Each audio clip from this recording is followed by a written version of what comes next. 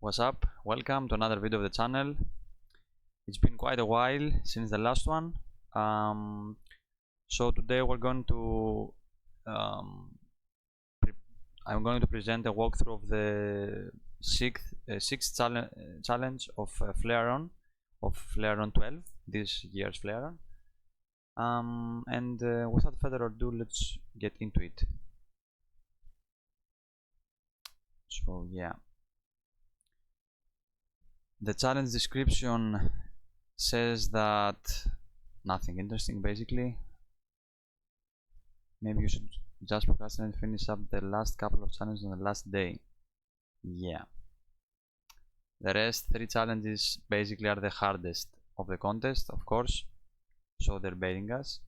So we have already downloaded the file, the downloadable.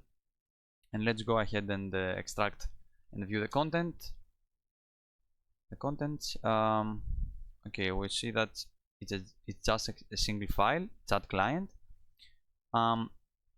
So it does not have an extension, so that might be an indication that it's a Linux binary. But we can just go ahead and decompress the downloadable and see if we're right. So the password is Flare, of course, and this is the file. Let's open it up in Notepad++ pretty quickly, and yeah, we can see that it's a Linux binary indeed. It's not quite often, to be honest, for Flare-On. Usually Flare-On has Windows binaries and not Linux, but this one is different. So okay, pretty interesting. We can see some strings here. Oh, and some Python stuff, Python related stuff. Okay, since this is a binary and we can find some Python related strings, it's a pretty good indication that we're dealing with either Nuitka. It's Nuitka, how it's called? Nuitka, the Python compiler. So it's basically a way. Nuitka is a compiler that converts Python code to native C++ code. So once you compile your script, your Python script with Nuitka, there is no way to go back to the source code. So compiling it with Nuitka, all you get is pure messy as fuck C++ code. Trust me, it's painful to reverse such a program. Like the entire logic, even the simplest Python script is a complete mayhem in C++ because there are a lot of Python structs being used. All Python strings are encrypted and decrypted on the runtime, and yeah, it's a mess. So hopefully we're not dealing with Nuitka. And the other option, so it's either Nuitka or PyInstaller.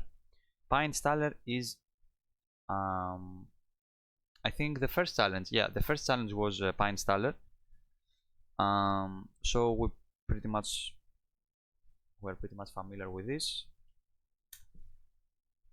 Yeah, PyInstaller is basically a bundler that bundles a Python script inside the binary. So it does not convert to native code. There is still the Python bytecode being running on. So we need the Python DLL, Python 3 version, 3xx version .dll to run the bytecode. You know, we need the PYC, right? This Python PYC. Right? It's a compiled Python file that contains the raw Python bytecode with the opcodes. It's a VM. It's basically a virtual machine. So to execute this bytecode, we need the Python DLL. The Python, for example, Python 3.12 DLL is the corresponding DLL to execute Python scripts in version 3.12.12. So PyInstaller is just a bundler that creates a single executable out of a Python script. It's a standalone executable. That's the good thing. It's a standalone executable. it bundles everything inside. The Python DLL, the Python script, the strings, the dependencies, everything in one binary, so you can run it in any machine. Of course, in a Windows machine, right? Because if it's for a Linux, then we don't need the DLL but the SO library. Anyway, let's go ahead and view more strings because we need to know whether it's PyInstaller or Nuitka. Okay, actually we can go ahead and attempt to search for the string. Okay, we're lucky because as we see there are a lot of references to PyInstaller, so that's a pretty good indication that we're dealing with PyInstaller and not Nuitka. Yeah, Notepad++ crashed. Great. How is it possible? It's just 31 megabyte. It's not gigantic. What the fuck? Jesus Christ. Okay, let's close this. Okay, the stream is still running, lol. Okay, thank God. Thankfully. Let's close this again. And let's go ahead and download the extractor for PyInstaller bundles, which is this script that we used in the first challenge as well. Oh, okay, so we can go ahead actually and grab it from here. So it's this one. So let's go ahead and run it. You can call it like that. You execute a script and the file name. So the file name is that, and boom, it's insane. Everything is extracted, and then a folder is created. Okay. Pretty quickly we can see a few dependencies related to RSA. Some has functions, protocol, script, cipher, RC4, Chacha, AES. Okay. But we know that the actual thing that we're interested in is the PYC file that contains the Python bytecode of the main script. It's the main script that we're basically interested in. So as I said earlier, in Linux binaries there is the .so file. If it was bundled with Windows, then here you would see Python 312.dll, such as in the first challenge. As you see here, the first one was compiled in Windows, so here you see the Python 313.dll. Okay, that's pretty much it. That's the idea. So this Python DLL contains all the symbols, all the logic, contains the Python interpreter basically itself. It's the interpreter that runs the virtual machine of Python, of a Python program. A virtual machine basically, the Python virtual machine basically consists of a lot of opcodes. Okay. So it's the PYC file that we're interested in. So let's also we see that the SO file is where is it? It says that it's 3.12. So we're pretty optimistic that uncompile 6, which is the most popular Python decompiler, it should work. As you can see, I think we can find it pretty easily in the source code of the tool. Was that?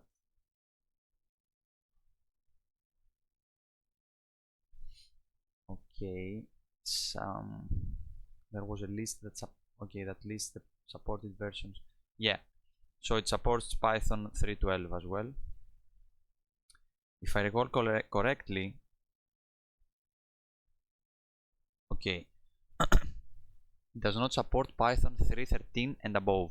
I think Python 3.12 is supported by uncompiled 6.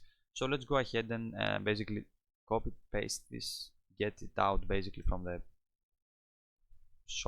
files, from this bloated folder, and have it here. So let's make a script.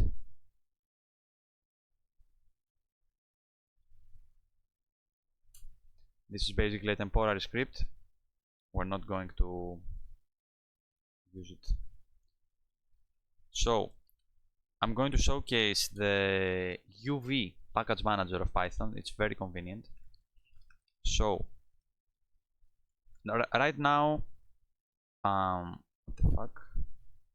Okay, right now, if I try importing uncompiled 6 as a library, of course I don't have it. So what I could do is pip3 and install uncompiled 6 and we would be good to go. But there is a way to execute scripts having dependencies that you do not have installed using the UV, and you can do this like that. So you use UV run. You want to run a script with the dependency uncompiled 6 and you want to run this script. So what it basically does, it creates a virtual environment, a Python virtual environment that is stored, I think, on your local folder under your profile, under your user profile. So yeah, it's similar to creating a Python virtual environment yourself, like that. It's pretty similar. But if you do it like that, then it will create a VN folder here, and then if you want to, for example, go here and create another virtual environment, you have to run the command again. If you do it like that, then there will be a single, a global, let's say, single virtual environment that contains this particular module. So every time you want to run this, you don't have to create another virtual environment each time. It fetches the global one instantly. I don't know if it makes sense. Hopefully it does. So as we saw, there is an interesting decompile file method. So what this method basically does is that it, guess what, compiles a Python bytecode, decompiles a Python bytecode. So let's go ahead and run this challenge. How was it? Challenge to compile.pyc. So I don't know what it does. Oh shit. Okay, Python 3.12 is not supported. I did not remember it. I thought 3.12 is supported. Fuck. Okay. So let's go ahead and try an bilingual, which is an online Python decompiler. We don't care if our file is stored in any server temporarily. So yeah, let's go ahead and delete this shit. Okay, let's import the pyc file, and boom, we got the source code. Pretty interesting. It's pretty large, basically 400 lines. Okay, so this is the bytecode, the Python bytecode, as you can see. So all of these are called opcodes. So guess what? This loads the const, the load const opcode. As you can see, for example,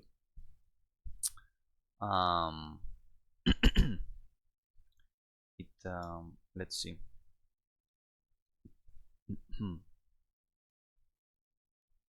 Wait, what? Okay.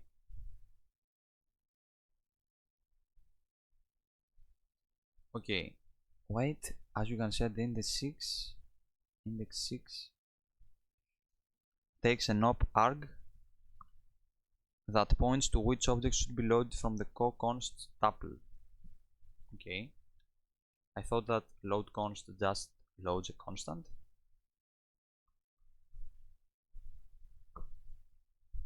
Probably not.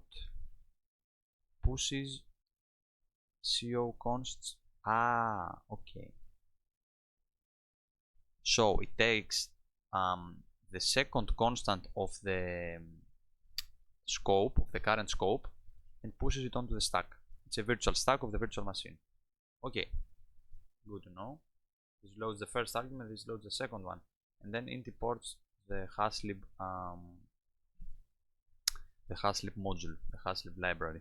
Okay, let's go ahead and dump this into a file. Let's download this. Let's call it like that. Nope. Okay, nice. And we have the source code. Let's go. Pretty good. Okay.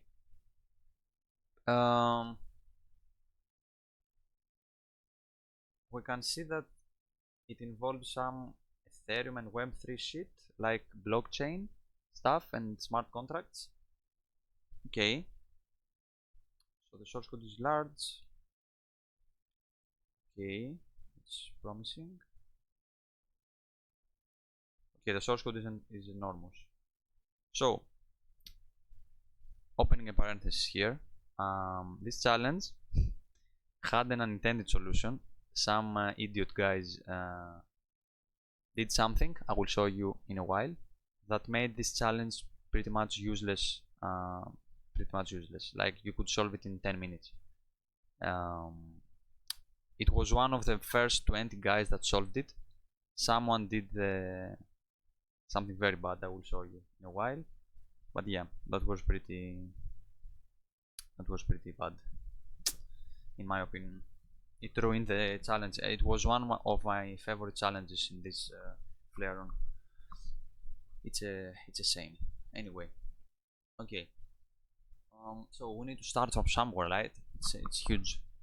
So this is a this is a TK application. Here we have some frames being set up, some labels, some buttons. Okay, it's the UI setup. And here it's called chat logic. Okay, chat logic is this function. It's a class, sorry. So it calls initialize crypto backend. Okay, it does some shit with LCG and TripleXOR. Okay, and it deploys a contract, most probably a smart contract. Okay. We'll get to this in a while. So okay, after, how is it,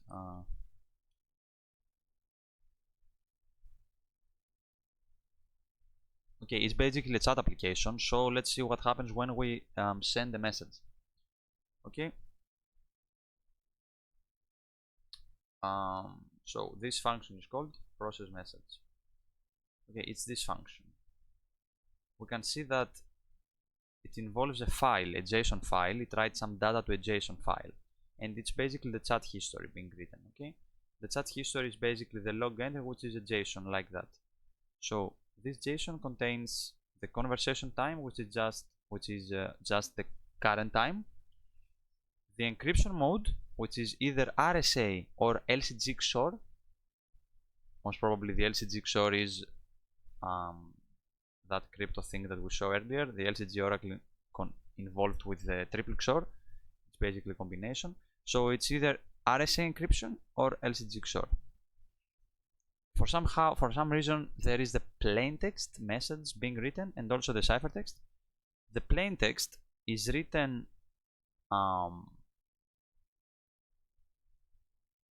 let's see, what's the plaintext? Oh, the plaintext is the parameter. Okay, so in the case of RSA we don't have the plaintext, it's redacted. you can see that it's redacted. It's overwritten and redacted. In the case of LCG XOR though, we have the plaintext, right? Interesting. So it saves the chat log. Okay, it stores it in the chat history as we said earlier. So you might notice already, but the PyInstaller extractor file extracted also the JSON file chat log. So let's go ahead and view it. And boom, we have some interesting data going on here. So it's basically a log. It's basically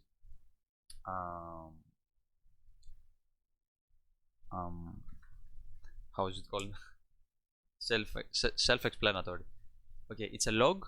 It's basically the chat history of the chat application. So at the first message at the time 0, LCG XOR was used with a plaintext hello, and the ciphertext was like that. We don't know exactly how this is encrypted, but we're going to see this in a while. So at time with index 4, another LCG XOR was used with this message. It goes on like that, and after some time we see that there are 2 RSA encrypted messages with the plaintext being unknown. We don't know the plaintext, right? And the ciphertext being large, which this is a pretty good indication that it's RSA encryption, right? When you encrypt a message with RSA, it basically spans the entire bit size of the RSA modulus. So if you have a 2048 bit modulus RSA modulus, then the ciphertext will be 2047 to 2048 bits as well. In the case of LCG XOR, you can see that it's fixed, and it does not have to do with the plaintext length. Even if the plaintext is just 5 bytes, or it is 12 bytes, or 28 bytes, the size is always the same. So let's read the messages, but I don't think that they're pretty important. Okay, so it says hello, how are you? Terrible. Is this a secure channel? Yes, it's on the blockchain. ARM enables super safe mode. Okay, activating now, and the RSA communication begins. Okay, so this is pretty much what this method does. Oh, above we can see that there is an RSA key being generated. So let's see how this is generated. Here is the LCG oracle being initialized. We don't care about it right now. We can see the public modulus of RSA. Fee is computed by the classic way. So basically it's a sum of products, right? Etc, etc. So if fee is like that, then n is this, right? So when you have a modulus of this form, p multiplied by q multiplied by r multiplied by s, then phi is computed like that. The product of all the primes minus 1. So this is precisely that. And okay, we can see that there is a prime array of length 8 in total. So the length of the array must be 8 apparently. Okay, pretty interesting.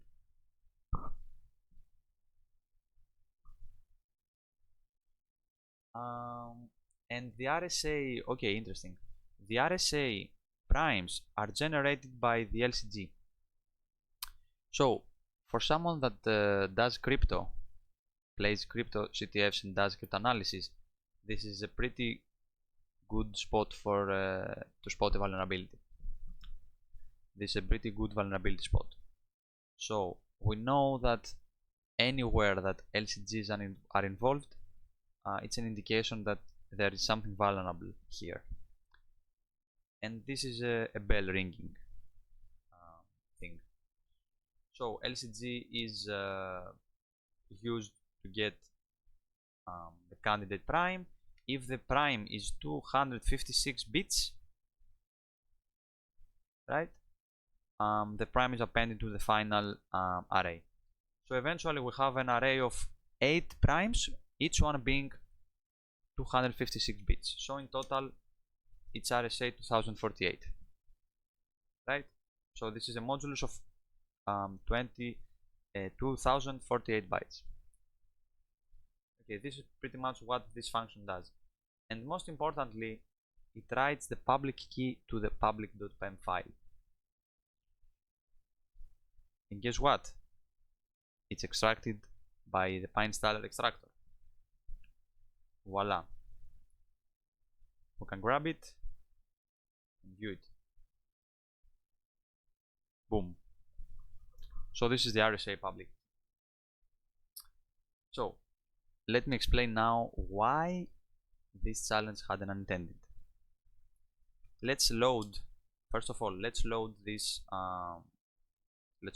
public key. We will use the RSA module of PyCryptodom.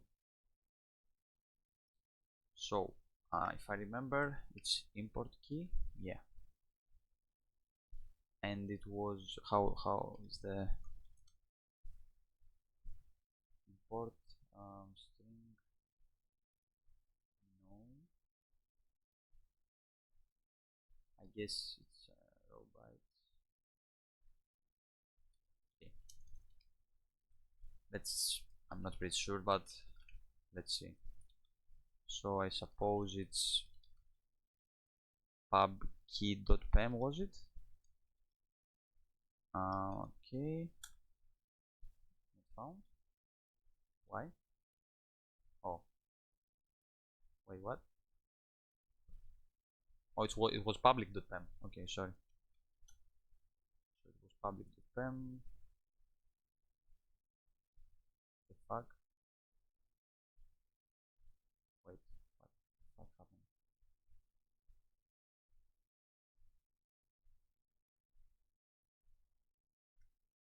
Okay. Let's import it again.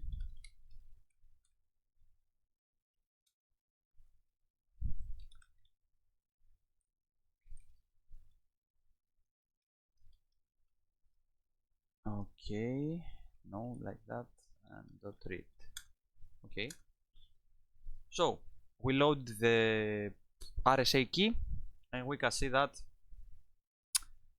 we extracted the raw modulus, RSA modulus, which is n. So let's get these values like that, and e. So the bit length of n, we expect it to be 2048. Okay, it's a bit smaller. That's probably because some prime is not exactly 2256 bits.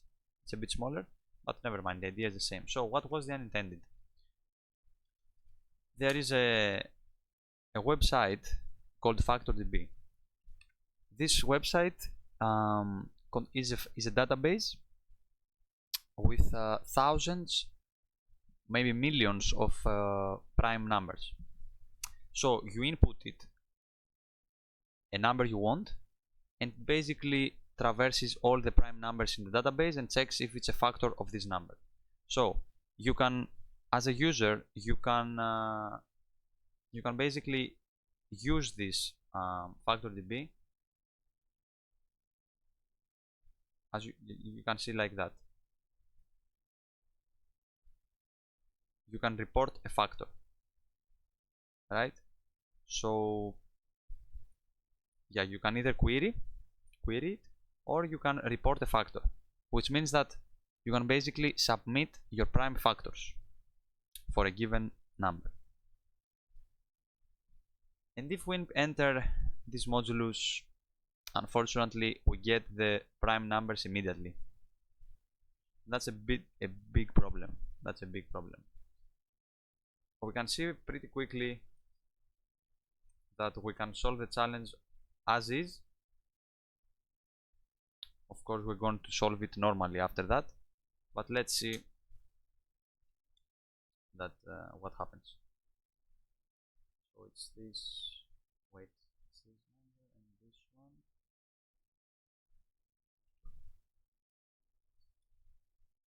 We extract all of them one by one. Maybe there's some way to get a list of them. I don't think so. Anyway, let's extract them one by one. That's okay. Okay.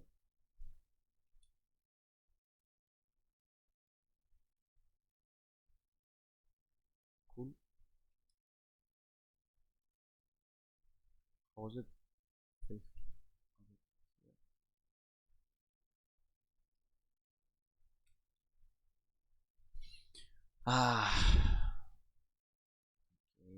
you can skip this part if you are bored already. Okay, it sorts them in ascending order also. It's pretty good. So these are the primes. It should be 8 primes, 9 primes. Okay. Import math, math prod primes n. So what's going on?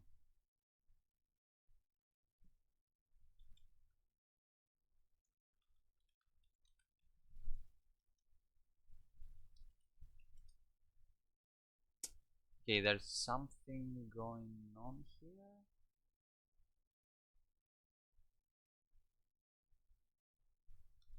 Let's wait. Okay, the first one is a factor of n. The third one is let's go ahead. One of the fuck is going on. Okay, all of these prime factors are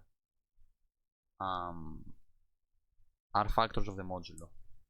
So why is not the product of them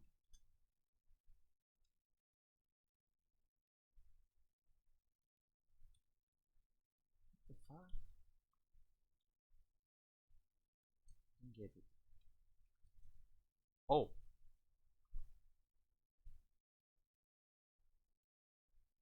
okay, so it's larger. Okay, maybe we entered some number twice.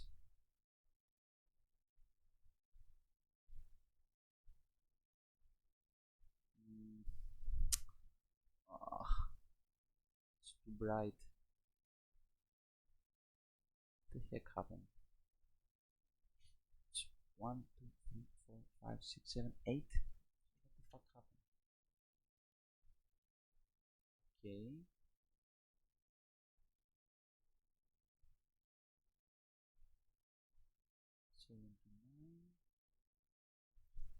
Let's go again.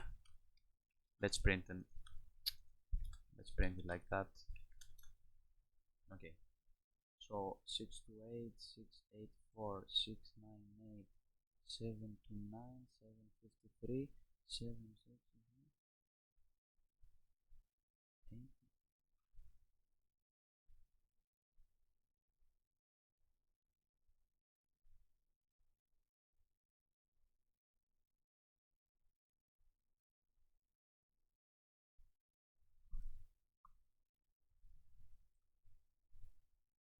Wait, I'm literally confused right now. Wait, it's 1, 2, 3, 4, 5, 6, 7, 8, right? And the length of the primes is 9. 6, 6,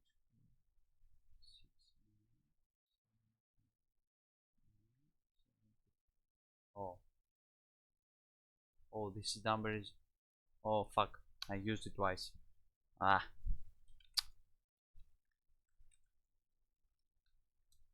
Okay, this is the number. So now this should be the same as n. Okay, So we basically factored n. We have all the prime factors of n.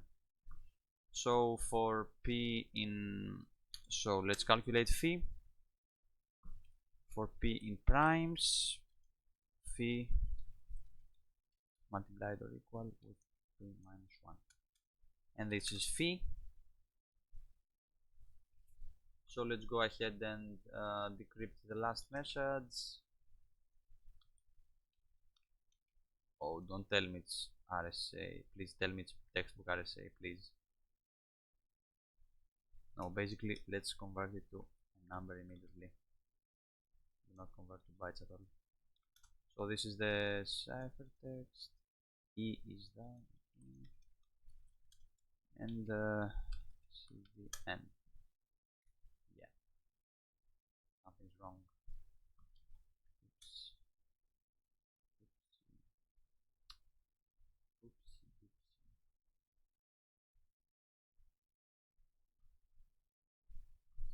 Anyway,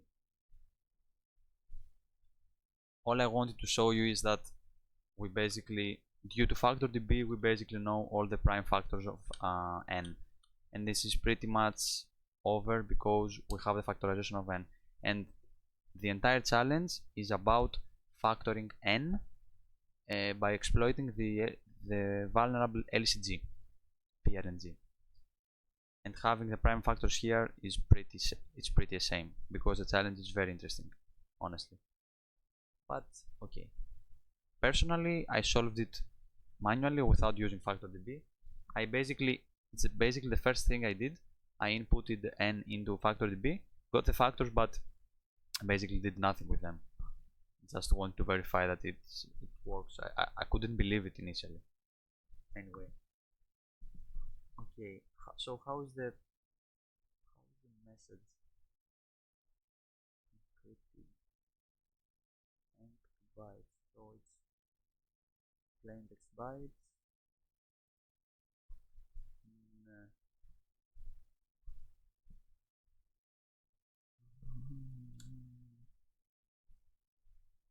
I don't understand. So this is n, this is the ciphertext, this is e, this is d, this is phi. Why it doesn't work? Let's get the first ciphertext.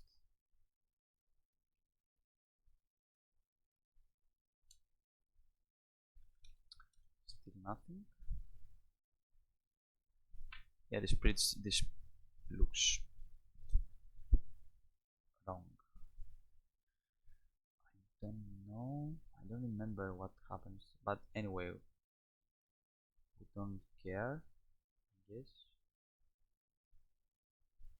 Because, oh, what's that? TripleXOR? No, we don't care about this.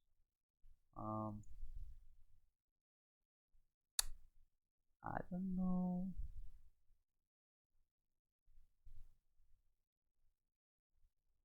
I'm not sure.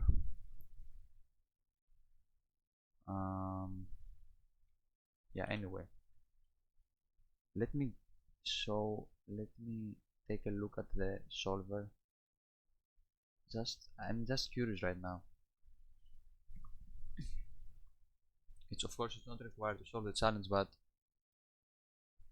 I'm just curious.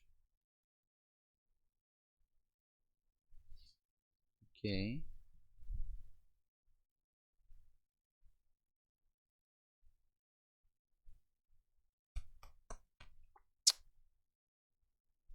Oh, it's little endian. Oh, shit. Okay. It's little endian. Oops. Yeah, you can see that. Yeah, okay. The ciphertext is converted to little endian. Oops. So we have to take the ciphertext and basically swap it around. And yeah, okay. So now it should work. Yeah. long to bytes posity.n, and yeah, you can see that we get the plain text. I'm not gonna show you the flag, but you can see that knowing the primes is enough to get the plain text. Anyway, back to the challenge. We need a way to crack to get the RSA primes by exploiting the crypto vulnerability. This is the idea. Okay, so let's dive a bit deeper and understand the logic of the program. So the first thing that is being done is initializing the crypto backend. So it generates a hash based on the platform.node. What's that? Let's see. What's platform?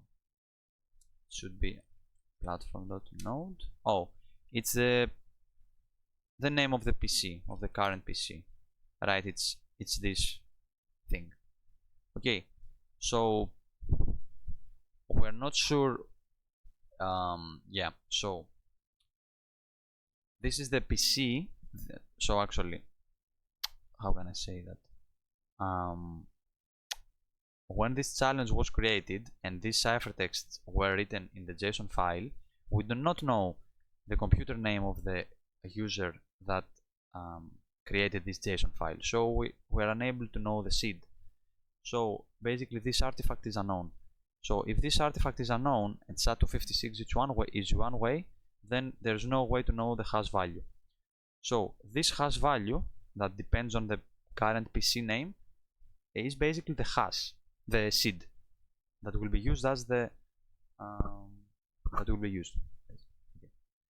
So the seed is created and some primes are generated from this hash. So let's take a look at this function. So it has a list of primes. It converts to bytes. Okay. So it extracts, it fetches 3 primes. Okay. And it hashes the current hash in a loop all the time until until the candidate is 256 bits and the candidate is prime. So it hashes the hash all the time. It's SAT256 hashes the hash and checks if it's a prime. If it's a prime, it appends it to the list, and when we have 3 primes exactly, the function returns. Okay, so it basically creates M, C, and N, and these are the parameters of the LCG. Interesting. So what's the idea? Let's check. 3 primes are generated from the seed hash that depends on the PC name. Okay, let's call them M, C, and N. Okay, these 3 primes are used as the LCG parameters. Let's recall, what does the LCG look like? The LCG is basically a sequence, an arithmetic sequence. Where is it? Yeah, it's basically this. It's a recursive relation. So we start from n equals 0, and x0 is the seed basically, and a is multiplied with the seed plus c, and the result is reduced mod m, and the result is used as the next state, state 1. State 0 is the seed, state 1 is computed from s0, state 2 is computed from state 1, which depends on state 0, and so on. So these are the 3 LCG parameters and the seed. We assume that x0 is the seed hash, and we don't know anything about them. Maybe this is M, this is C, and this is N, but we do not know it, and we cannot assume it. So let's go to the LCG constructor. Okay, interesting. So we see that immediately that this is the multiplier, this is the increment, and this is the modulus. So M is the multiplier, C is the increment, N is the modulus, and the initial seed, and seed hash, which is the initial seed. Okay, and so the final form of the LCG looks like that. So S1 is computed as M multiplied with, no, let's generalize it, Si equals Xi plus 1 equals to MSI plus C, and the result is reduced mod N. Okay.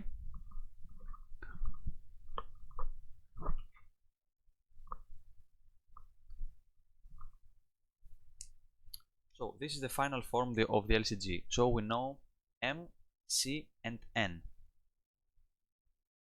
This is we do not know the values, but we know that M is used as the multiplier, C is as the increment, and N as the modulus. So we do not know any of these parameters.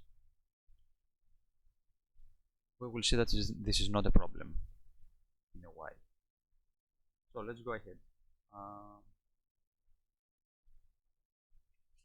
For now, ignore contract bytes. We will take a look at this in a while.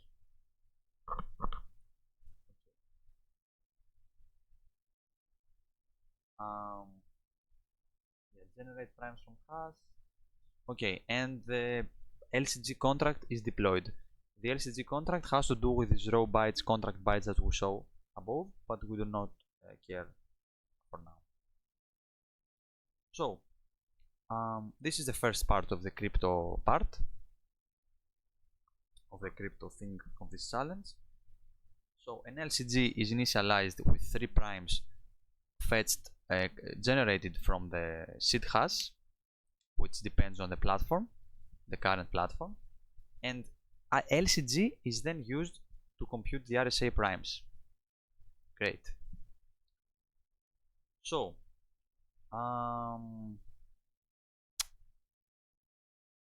okay,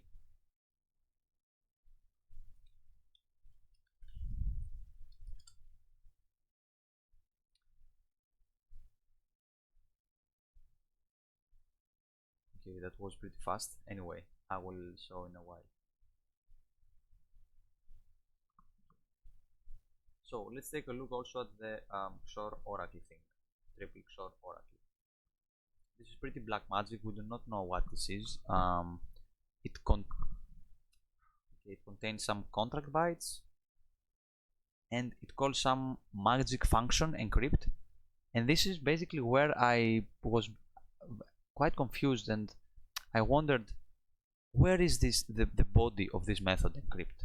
Also for LCG, where is the method of next val?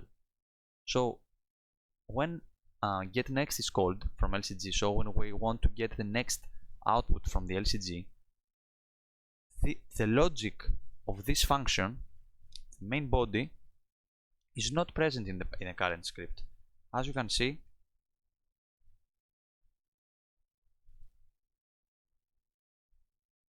there is no reference to this function at all. And it's pretty interesting that the body of this method is basically embedded inside these contract bytes. So spoiler alert, we will get into it more later, but for now trust me that the contract bytes are basically the raw Ethereum bytecode that runs on with the EVM. It's called, wait, Ethereum VM, I think it's called EVM, yeah, the Ethereum virtual machine. So this is the raw bytecode that runs with the EVM, the Ethereum virtual machine. So when we want to deploy a smart contract, let's see. Okay, actually let's get into this now. So I'm totally noob with smart contracts and stuff, so forgive my ignorance, but I learned this stuff while playing the challenge. I didn't know any of this before. Any of this. They didn't have any idea. Deploy contract. Please don't annoy me with bullshit. I want fucking method. Okay. What the fuck is this?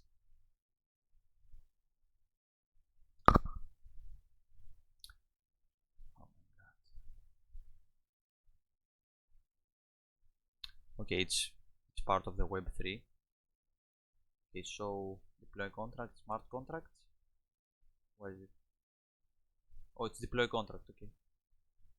Oh, there's no deploy contract. Lol. Okay.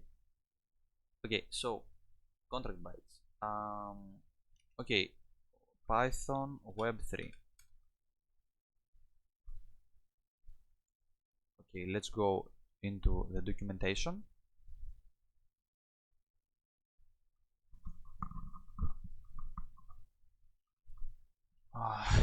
Too much lagging. I can't stand it. Jesus Christ.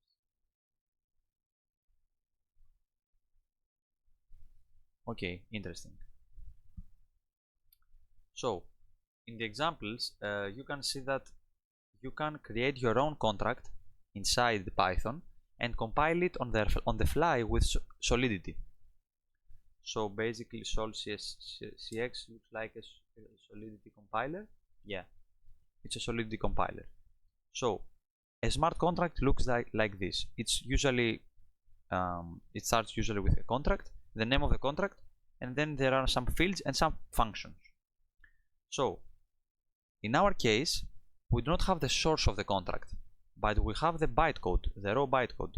Eventually, when we compile this contract, compiled sol is basically the raw bytes that will run on the Ethereum virtual machine. So just like Python bytecode, this is Ethereum bytecode. And guess what? There is a decompiler for EVM as well. Unfortunately, as we will see,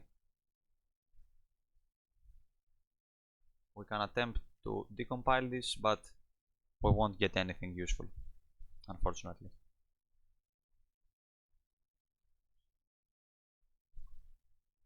Yeah, this is pretty chaotic. I don't know if I want to actually reverse this and understand what this does. This is a constant that, yeah, it's pretty standard apparently. Oh, this is an Ethereum decompiler. Okay. Decompile another contract. Oh. Okay, let's decompile this shit.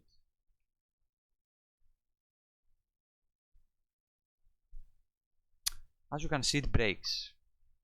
Unfortunately, breaks. We cannot get a clean decompilation of this. I don't know why. But it turns out that we do not need to actually decompile this because ChatGPT. And I will show you what I mean in a while. So let's take a look. So you can see that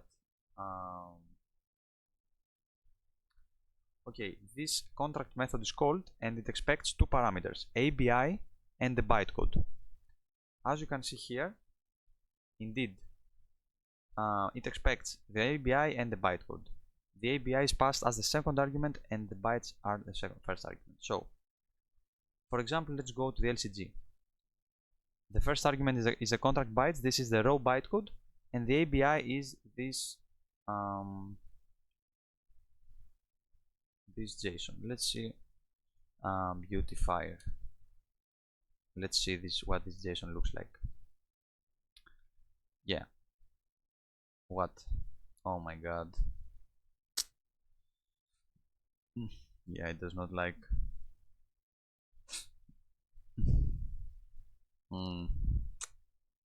How we're going to.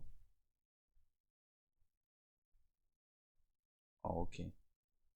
I suppose we can use Python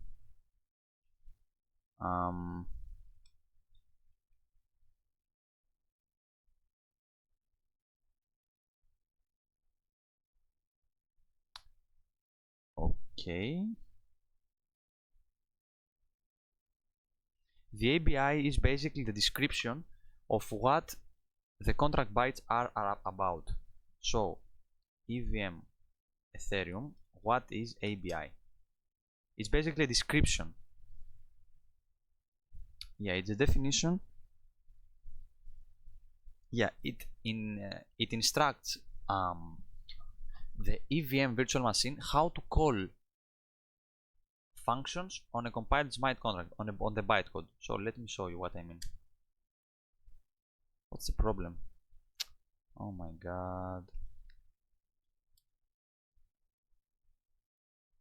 Okay. Indent equals 4. Code.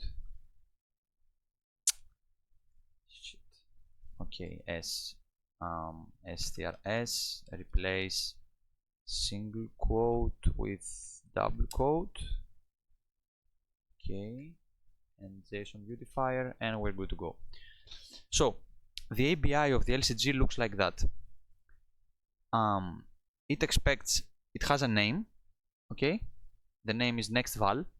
You can see that this is basically the function name, nextval. It outputs this. It's a list. We're going to show you in a while. It's a function, so it's callable. We can call this nextval thing, and the function outputs this, but it also receives some parameters, which are specified by the inputs key. We don't care about the state mutability for now. So the inputs are: first argument is the LCG multiplier, the LCG increment, the modulus, the current state, and the counter. 5 arguments. We can see them being passed here. 1, 2, 3, 4, 5. The current state and counter. So as we said here, the current state is basically S of I. So if you see in Wikipedia, LCG PRNG, yeah, X is the state. So before updating the state, basically nextval makes this calculation. This LCG calculation, is done inside the contract. The compiled contract contains this calculation and just returns the new state. So it calculates the right hand side and returns the new state. So as you can see, the output of the nextval method is just a 256 bit integer, an unsigned one, right? So you can see that the output is this, and the input is basically it contains 5 things. The input contains these 5 values. Okay, so basically the ABI instructs the virtual machine interpreter on how to call the specified method nextval. Okay, but we can see something a bit weird.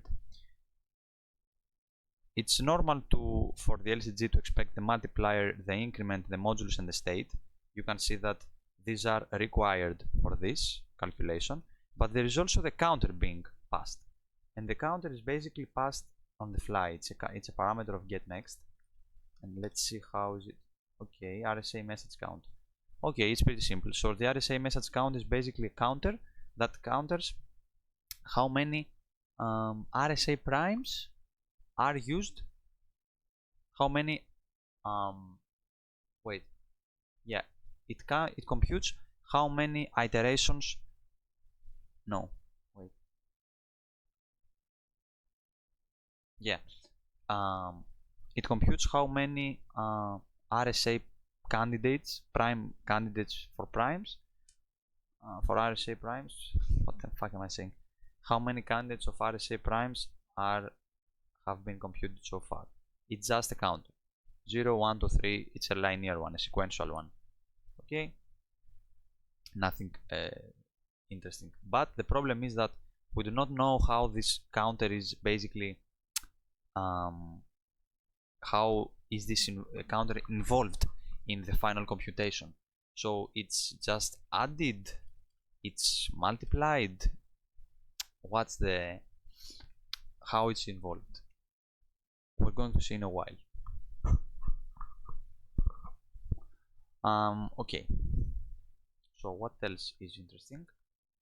Okay, let's also look at the ABI of the TripleXOR thing.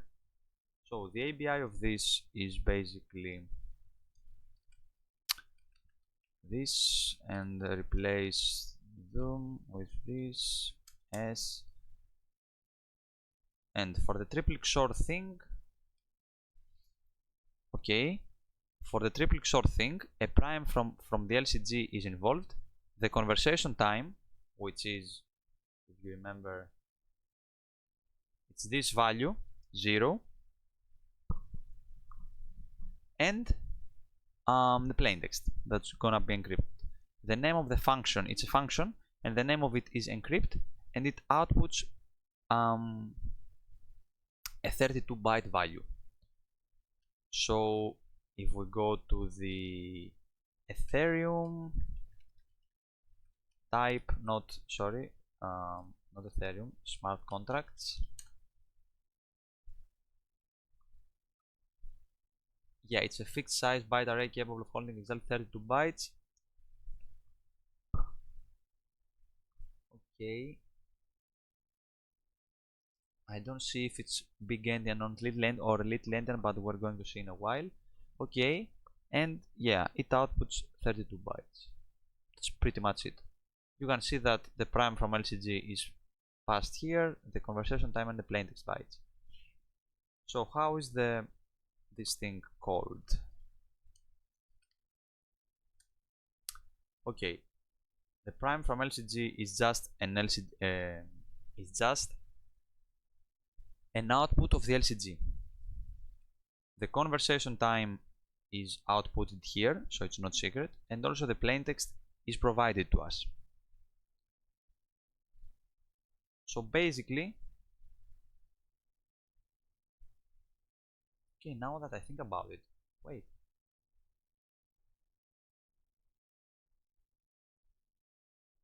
Interesting. Oh yeah, okay. So how is the TripleXOR? How does the TripleXOR thing works? TripleXOR. The ciphertext is computed as prime from the LCG. So city of I is calculated as that. It's a TripleXOR, so we do not have the body of encrypt, but TripleXOR is a pretty good hint about what this function does, and it basically XORs three things together. PI, which is prime from LCG, okay, the conversation time and the plaintext. Okay, the conversation time is basically an array. Okay, no, and the prime of LCG is another array. Okay, let's see. So TripleXOR works like that. Out of all of these, we know the ciphertext, right? It's provided to us. This is it. We know the conversation time, and we know the plaintext. Guess what? Out from these, we can solve for the LCG prime. And why this is important? This is basically the root of the LCG vulnerability. As we said, LCGs are weak. If we attempt to use LCG for cryptography and we output at most with 4 outputs, LCG is totally broken. And in this challenge, we're basically given 1, 2, 3, 4, 5, 6, 7 outputs. Not only 3, but 4. And not only 4, but 7 in total. This is a problem, because there are some very good articles out there showcasing how we can break the LCG. And in fact, I want to find the specific.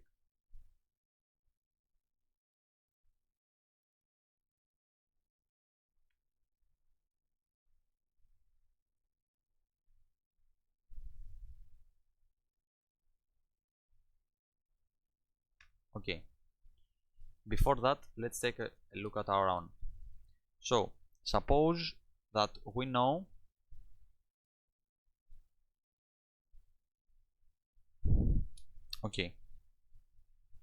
recall that we do not know the multiplier, the increment, and the modulus, and the state. We do not know any of these, and this initial state. We do not know any of these.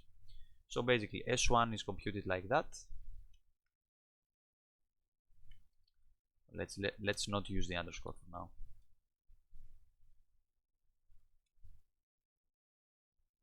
Okay.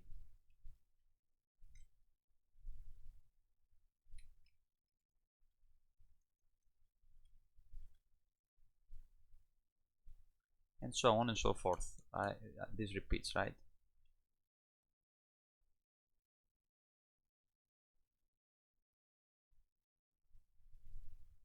Okay. So initialize crypto backend, deploy TripleXOR.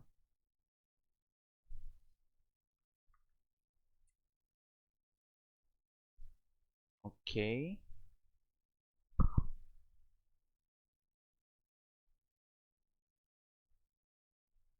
Generate prime from hash, TripleXOR oracle. Okay. Where is the get next called? This is what. Yeah. So process message.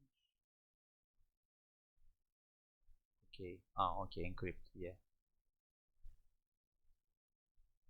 So what's true for RSA? Oh. Okay.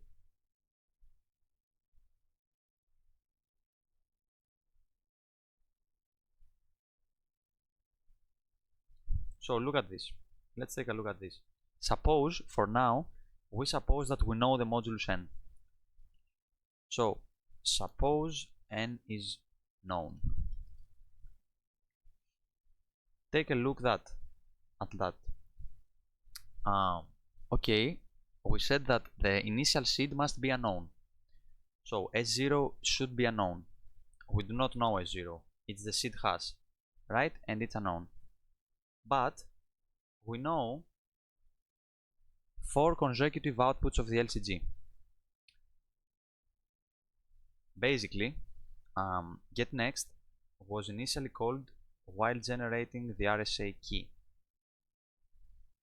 Let's see where is this function called.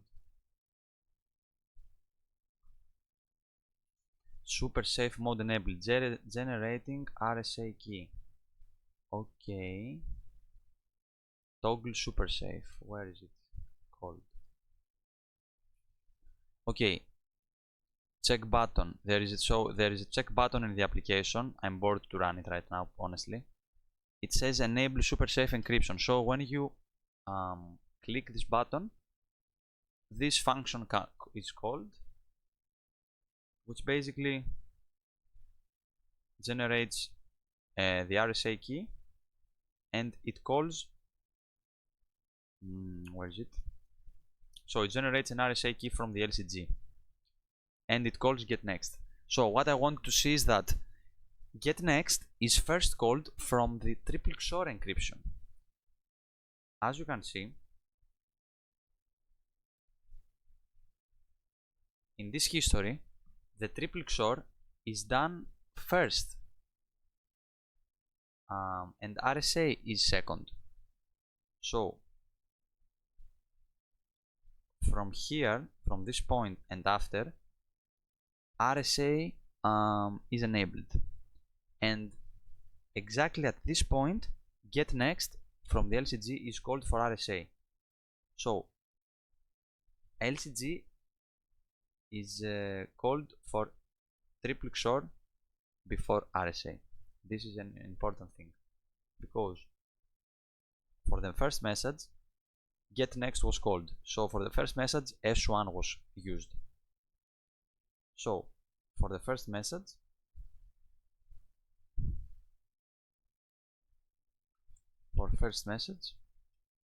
the first message was encrypted like like this, right? We can basically look at this and this. Okay. Right? So for the second message s2 is used, and so on and so forth. This is important because we know the first 7 consecutive outputs of the LCG, and it turns out that this is pretty much enough to break the LCG, because we do not know the modulus, but for now suppose it is known, okay, as we said. So suppose it is known. So but we do not know M and C. Okay, take for example S2 and S3. Okay, having S2 and S3 means that we have I repeat, M and C are unknown, right? So give me a moment.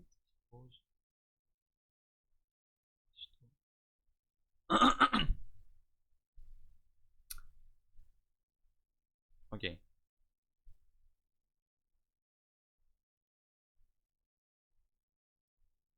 Suppose we know S2, S3, S4.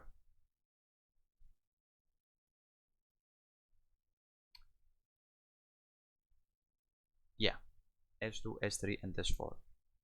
Then what happens? Take these two relations. S3 equals that and S4 equals that.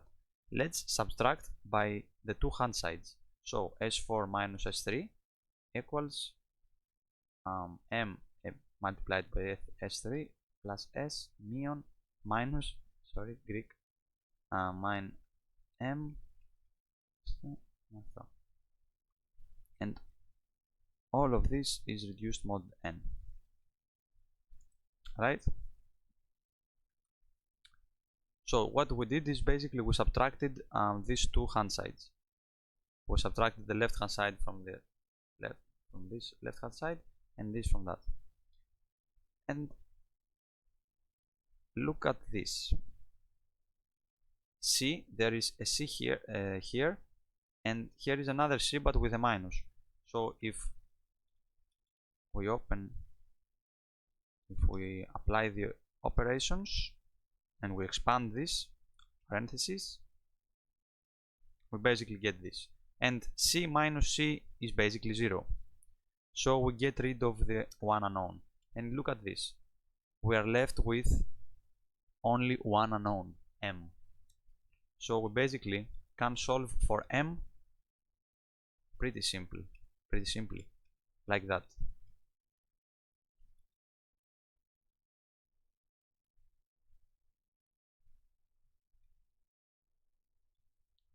Right? So normally this is division, right? But okay, let's write all the details. Okay, we take a common factor, the M as common factor, and there is S3 minus S2. So normally, if there was not modulo N, we would just divide with this value. If it's not 0, it's not 0. That would be very unlucky. So we divide by this value and get M. But now we have modulo N, so we basically don't divide but multiply with the inverse. And this is basically M. So we calculated M. And now, yeah, we said that all of these are unknown, right? And then having M, we can go, for example, to S3.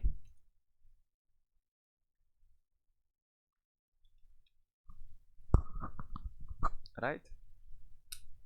And we can solve for the for C, the increment, pretty simply, like that.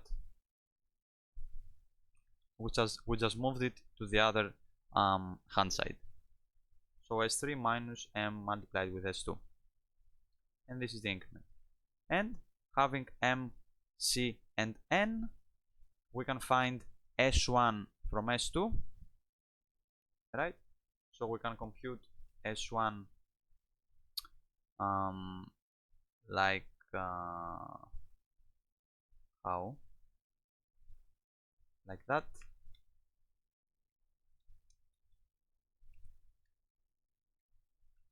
Right?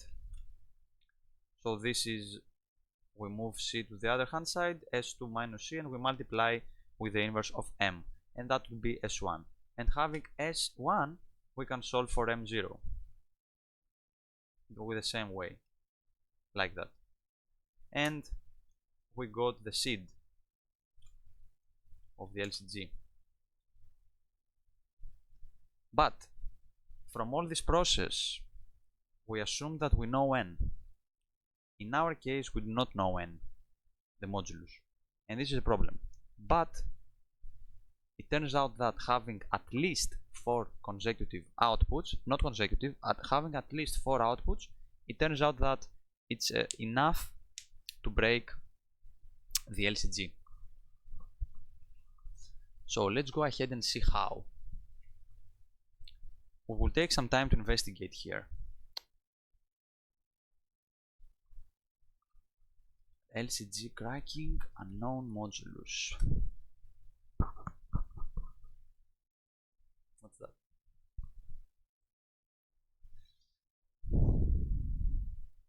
Yeah, it turns out that this is a very old post from this guy. Yeah, it's pretty old, from the early era of the CTFs. There was no ChatGPT back then, so all we had was these posts that helped us make up ideas for challenges. So this guy basically takes quite a few different cases per LCG. So in the first case, he assumes that he or she, they assume that they do not know only the increment. So they know the multiplier and N. In this case, it's very simple. And let's say that we know 2 consecutive values. Yeah. So in this case, it's pretty simple. It's just a subtraction of this. And we showed it here also. In the second case, he assumes that he does not know the increment and the multiplier. So this was our case here. And he assumes that they assume that they know 3 consecutive outputs. Right, so they compute M like that. Okay. And here is the important part of the blog, which is the case that we do not know any of the LCG parameters, neither the increment, nor the multiplier, nor the modulus. In this case, they assume that we have quite a few LCG outputs. In this case, they showcase 7 of them. I don't know if it's a coincidence, but in this challenge we also have 7 of them. The author, it turns out that we can break the LCG having even 4 outputs, but it turns out that probably the author did not know about this. The author of the challenge did not know about this. So for those interested, they explain it very detailed here how they can compute the LCG parameters having nothing but just a few outputs of the LCG. But we're not going to dive into this right now, so we're going to go ahead and grab the method that basically returns the modulus. So this is it. Let's go. So let's make a file. Let's make solve.py.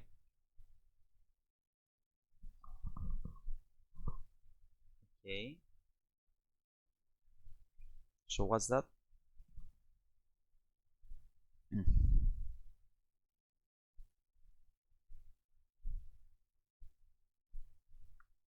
Let me remember something. I'm not sure. I think that the GCT method, yeah,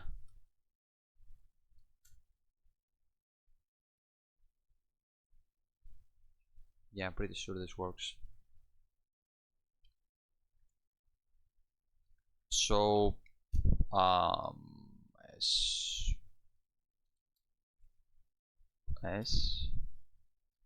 what about this? Yeah, so this is equivalent to this. If you want to understand how these are computed, how these relations come up, you can read the blog post, which is pretty much this. Okay, and yeah, you can see that it's even Python 2. Back then there was Python 2. So this is a method that computes the modulus. So the steps, when everything is unknown, the first step is to compute the modulus. Once we have the modulus, then we can just apply these steps and extract the rest of the parameters. So let's print it out also. Okay, but okay, first things first, we need to compute, we need to have the LCG parameters. How we're going to do this? We need to use the ciphertext, the TripleXOR ciphertexts.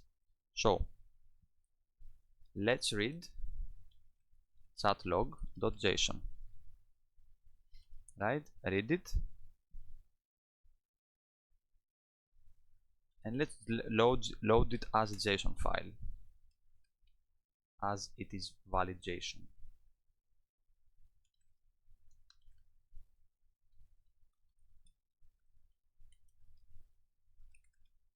Okay.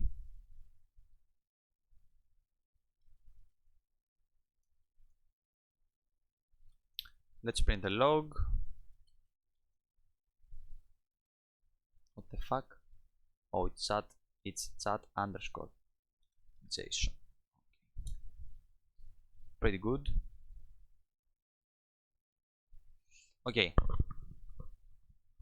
So we have the ciphertexts, but there are some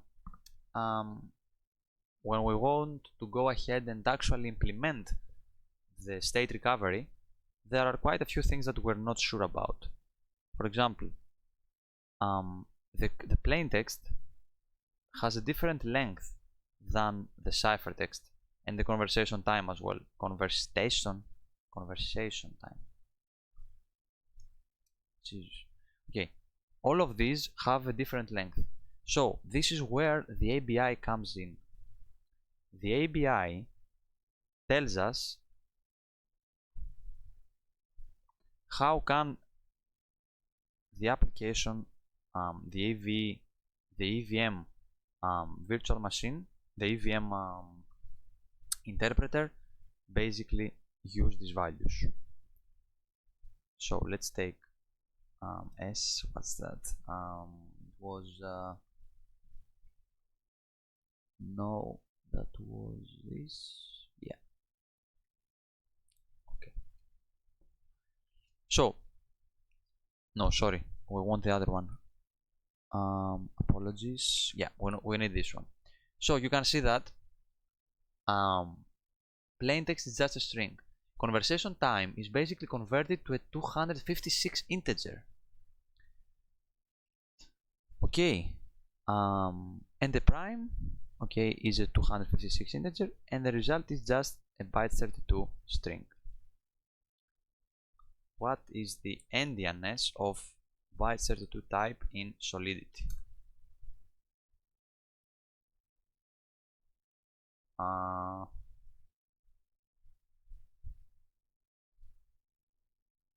So where is the endianness? The first one, which always in big endian, yeah. If and then converting using cons, which then flips the order of the bytes. Oh, it looks like byte 32 is little endian. Oh, here slots in storage are addressed with byte 32. By the Ethereum specification, this should be interpreted as big endian to convert an unsigned integer. Okay. So we assume that it's big endian.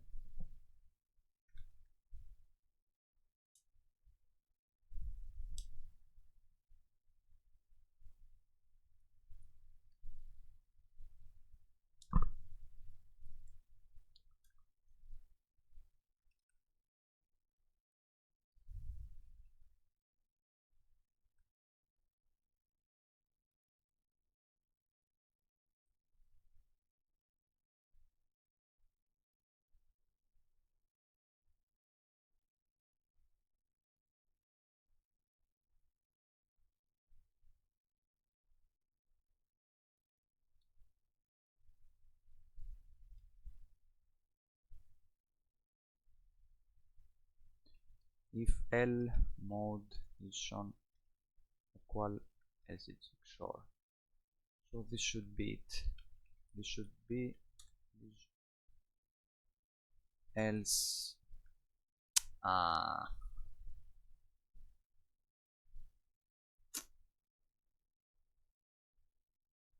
I think this is the way.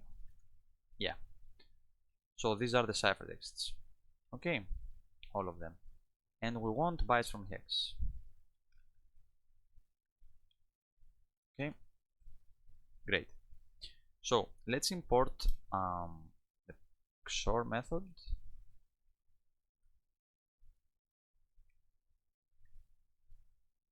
Or probably, not sure.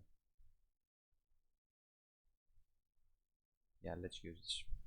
Okay, conversation times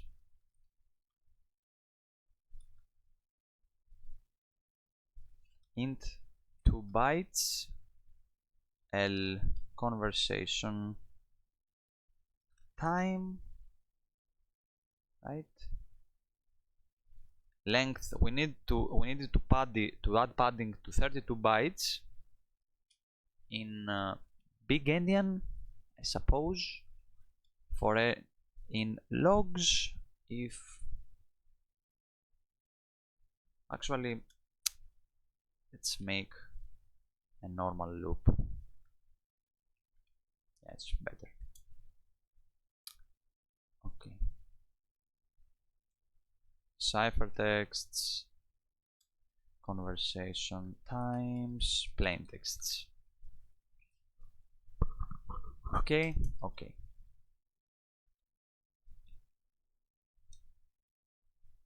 Plaintexts dot append L plaintext. Great.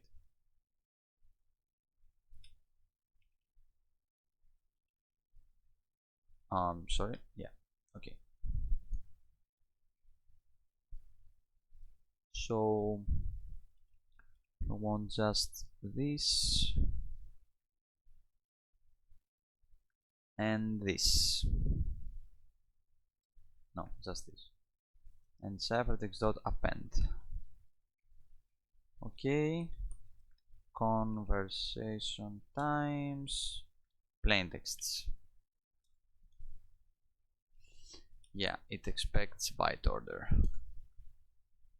Okay, we don't have the pawn tools. Again, we can use UV.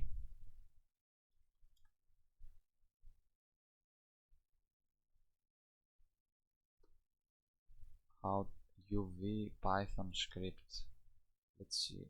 Let me take a look at something pretty quick.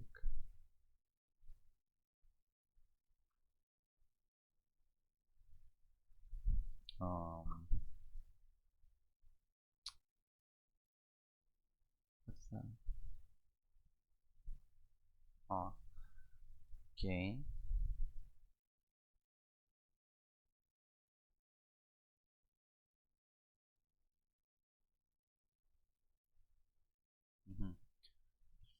Anyway, okay, this is the first conversation time, the second one, third one, and so on and so forth. These are the plain texts. Okay, so recall that for the encrypt method we said that a prime from LCG is extracted. So getNext returns a number from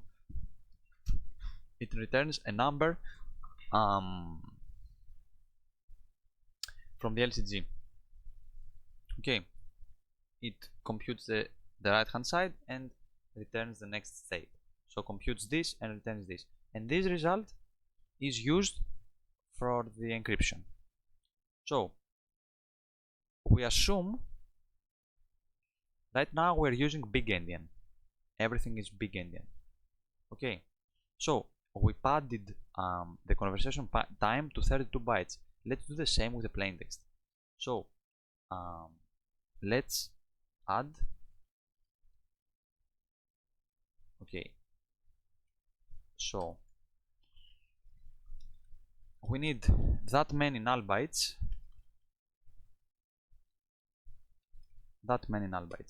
right? Plus pt and plain text dot append this. So this is the case of big endian.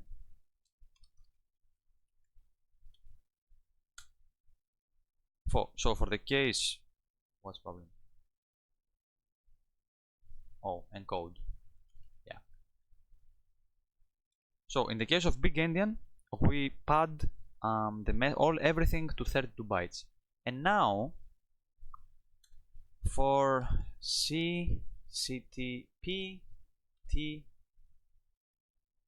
CTPT in zip ciphertexts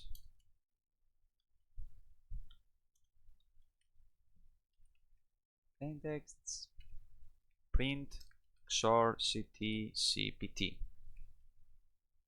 doom, and running this we get all of these states. Right now we computed the right hand side, so we assume that what we get is basically the primes of the LCG. So this should be the actual LCG outputs, but we're not sure. We assume that it's big endian, but we do not know.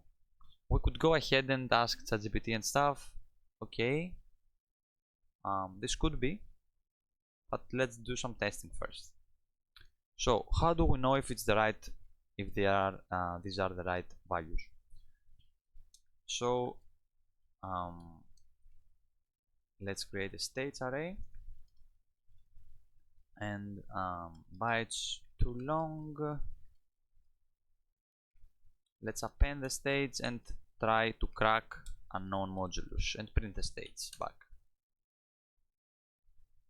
All right,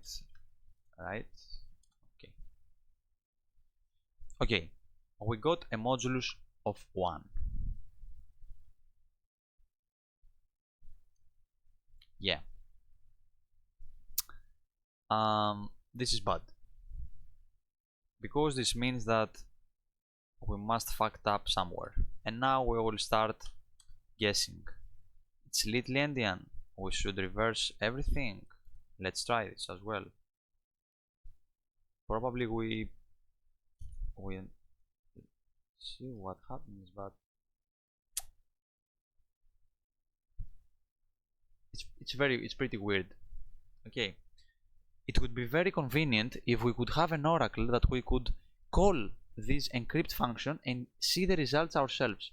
This would be very convenient, and honestly this is what we're going to do. Okay, so this is where I was really surprised of the current technology, not gonna lie. Let's go to ChatGPT. What is the endianness of uint 256? Basically, wait, I forgot to reverse this as well.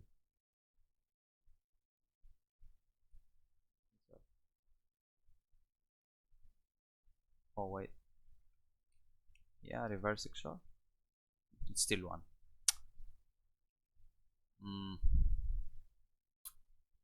No luck here. Depends entirely on the specific programming environment. Is there any further info here? No.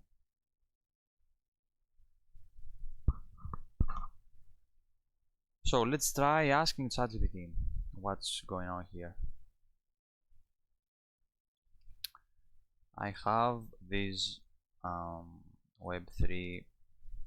I have this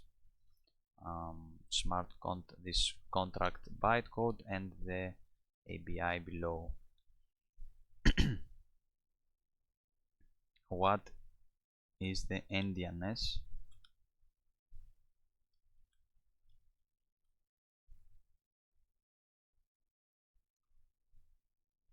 No, that's wrong. Sorry, this is it.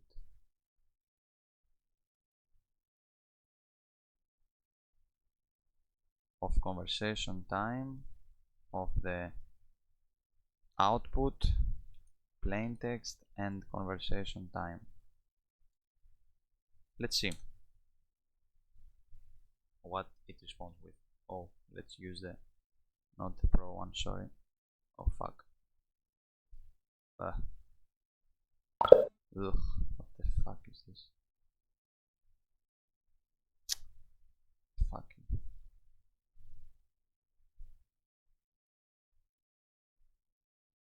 Let's edit this. Okay.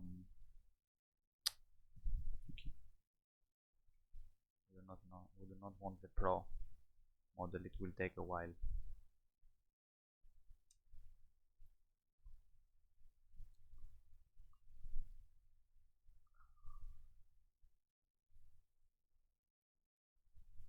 We're not sure of the results still. Encoding encode data 32 byte big endian. Most significant byte search. It's left padded with zeros. I suppose so. But still nothing. Is it dynamic encoded like?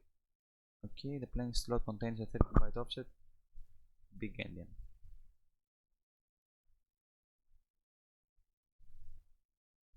Oh, at that offset, length as the 32 byte unit, string bytes exactly in order, then byte padded with zeros.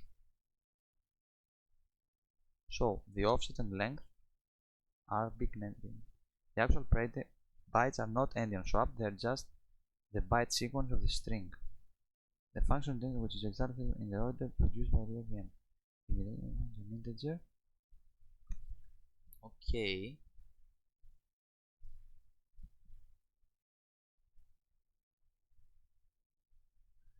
Interesting.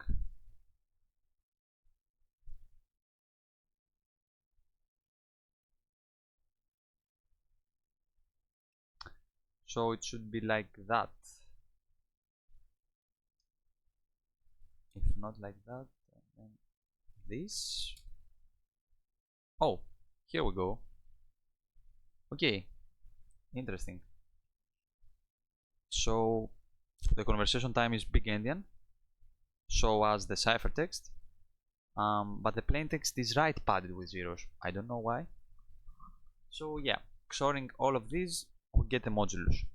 But during the CTF, I asked the LLM, and it was able to show me a way to interact with the contract itself. So I installed Web3. You can see I set up a temporary account. I entered the contract bytes, the ABI, set up a dummy contract basically. Okay.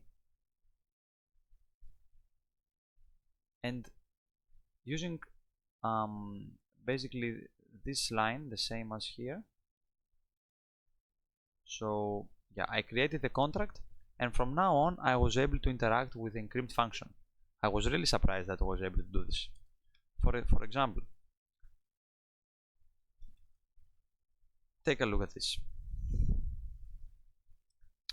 Nah, I don't know what's the python install web3.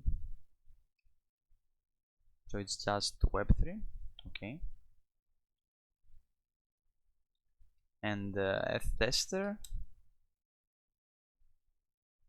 no.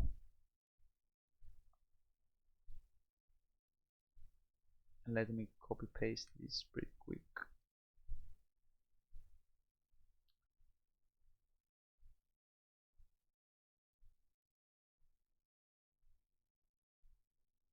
Okay, let's paste this here and LCG, yeah.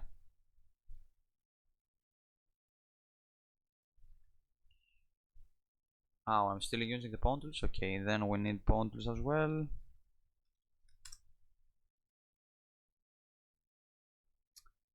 And installed all of them. Lol.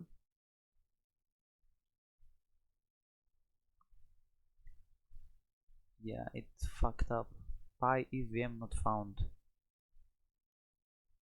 Yeah, and now here it comes, the problem of dependencies in Web3.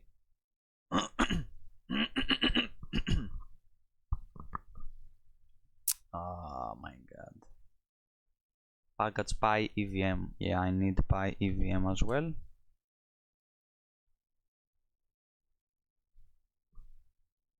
You can see how convenient this is. I can basically add PyEVM here and just installs everything. I do not have to pollute my computer.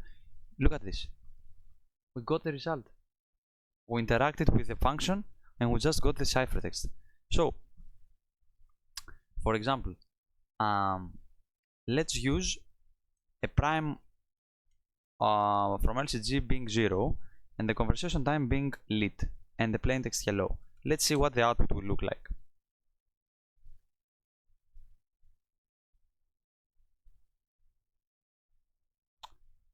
So yeah, what happened? I don't like that. The heck? Hello? The fuck?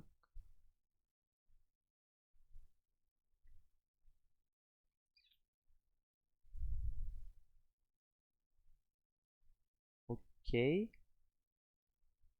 What's going on?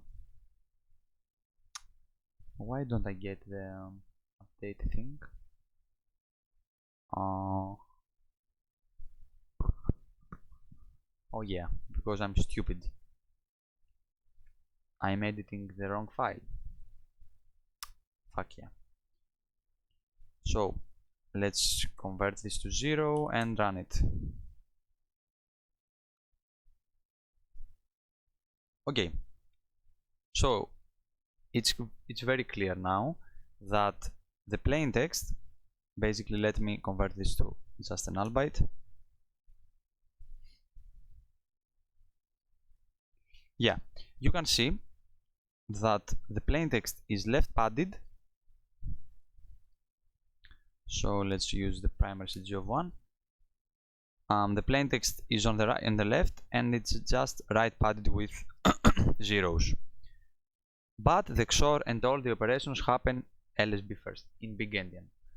So it's just the plain text that is padded, right padded with zeros. So this was pretty interesting, basically. Okay. Yeah, that's pretty much it. But you can see with some play, you can play a bit and you can figure this out on your own too, and you can also ask the LLM. But we found also this blog from Zelik that explained this. What is the string type in Solidity? Solidity strings pad zeros.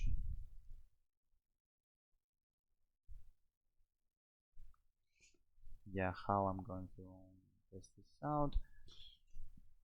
Anyway, yeah, I'm not googling the right way right now, but anyway, you get this. With some playing around, you can figure this out also on your own. So Okay, we got the modulus. That's very good. Having the modulus, so this is n, right? So n. This is solve tools. Great, and we got n. So remember that the LCG parameters are prime numbers. So generate primes from hash. This function returns prime numbers. So it's a good to make sure that we did the right thing. We can assert that this modulus is basically prime. This is not okay, this might produce false positives, but this is a gate. How can I say? This is a gate check that will prevent from wrong values, from certain wrong values. Maybe we still get a wrong value, but if it's not a prime number, then we're 100% sure that it's wrong. So let's also import isPrime and call the function, the script, and it will run. Okay, it's a prime number. So we found the modulus. Nice. And right now it's a piece of cake. So we just need we can get the rest parameters. Okay, you know what? Extract LCG parameters. Let's use everything here. Okay. Okay, this function will return m, c, n. Okay, m, c, n. So let's use this formula to compute m. Okay, this is everything is done modulo n, the exponentiations, everything. So it's stage 3 minus stage 2 multiplied by the difference exponentiated to minus 1, not n. So this should be m.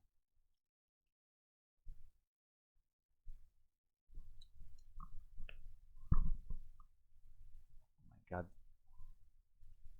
And the increment should be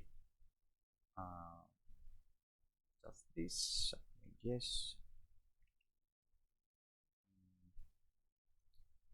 Whatever.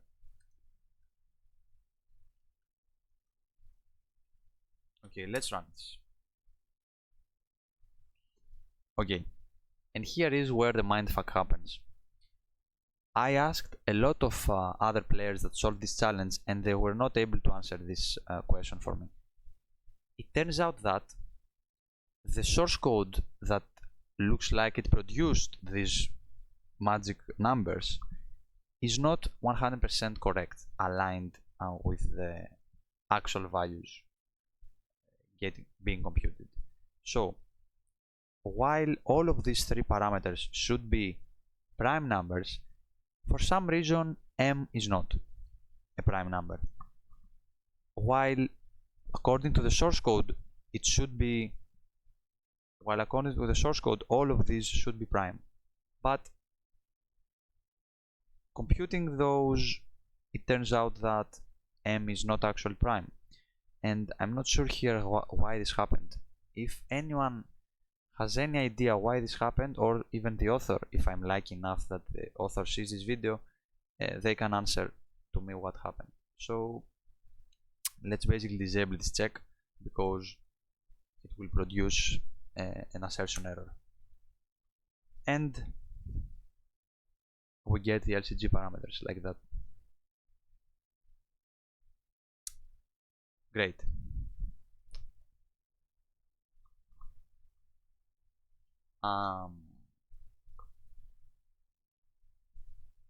Okay, we have the LCG parameters. right now, so for example, let's go back to this formula. We know S1, we know M, we know C, we know N. So we can go ahead and just compute the seed. And that's all. But there is still something that we didn't quite talked about. There was also a counter being used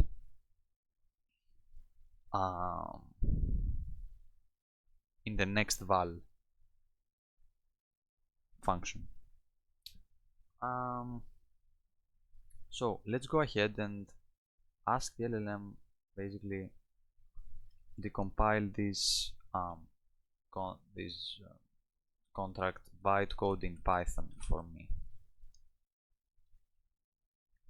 ABI, and let's provide it the ABI.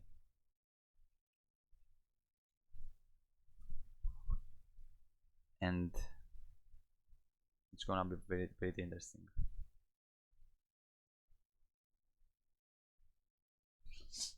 Okay, so okay, let's wait for the LLM to answer, and now let's think our next step. We have the LCG parameters, so now we can compute the seed, or we don't have to actually. We can just start from the 7th output and recompute, and then what we have.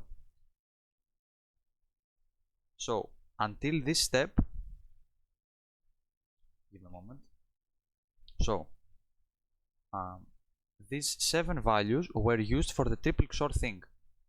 After this part, so S8, etc., etc.,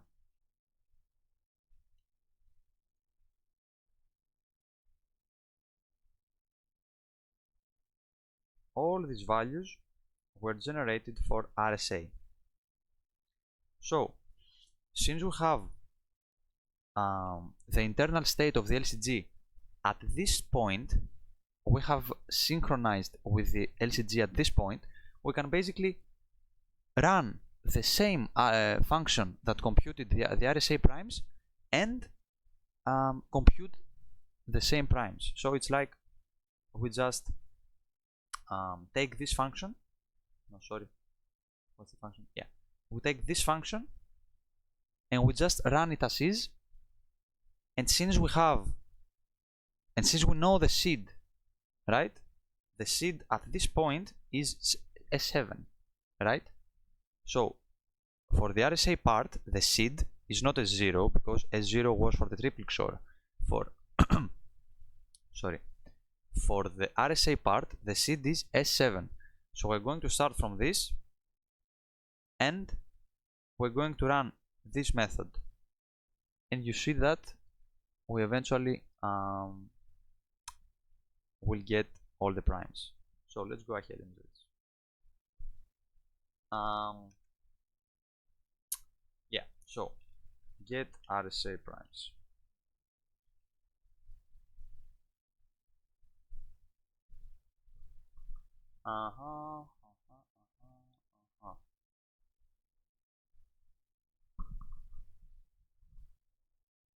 We don't know to deploy any contract, lol. RSA message count.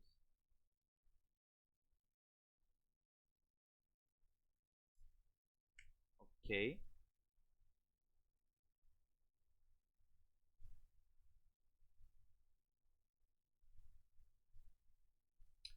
Yeah, we can basically pass these, right?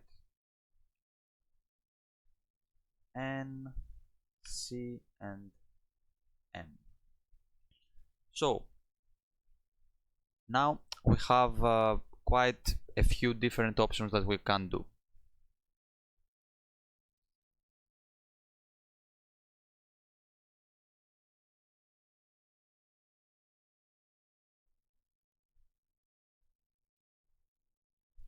Okay. So we can interact with the next val function itself using this code as boilerplate. So we can either do this or re-implement the LCG next valve method just like that. Basically create the LCG Oracle class. Sorry, what was it? Self mcn seed self.m equals m, self.c equals c, self.seed equals seed. And get next is like that. Self, actually no, state, right? And self.m multiplied with the state plus the increment, and this is reduced mods n, and this is returned. So we initiate this class with these parameters and we call get next. But now we have the counter that we do not know how it is involved in this calculation. So this is where the LLM is useful. If we do not, we can also avoid having to understand how the counter is involved at all. If we do not want this, we can just call the method next val having this boilerplate, right? So we can use the raw contract bytes, the bytecode, and interact with next val to avoid having to understand how the counter is involved. But it turns out that, oh, it's still thinking. Okay, I'm not gonna lie, I'm not pretty sure how it's involved. So for example, for now let's keep it. Okay, let's keep it. I'm not sure. So let's run it and see what we get. Right, yeah, get RSA primes MC n, and the seed, as we said, it's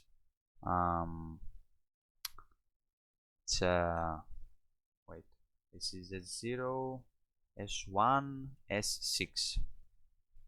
Yeah, okay, this is the 7th output, and let's call it.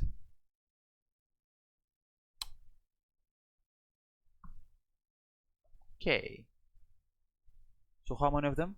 3, 4, 5, 6, 7, 8. Wow, the fuck. I honestly did not remember this. I thought that the counter was somehow used, but it turns out that it's not used at all. I think that, oh yeah, I think that it was something like that. If counter equals 0, it returns self state. No, did it respond? No. Answer. Let's see. So okay, I take it. So fingers crossed, the product of these primes is now, oh yeah, we don't return the primes, right?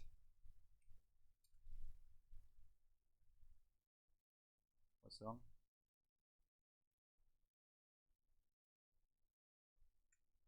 Primes, let's go. Yeah.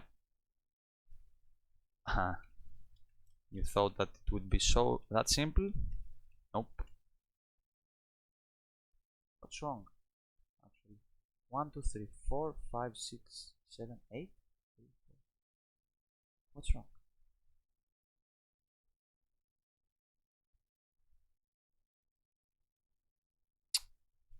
What's the product?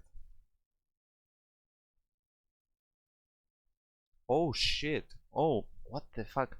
We need the public key. Oh, yeah, of course. N is the modulus of the LCG. Yeah, we need the public key. So we need the public key.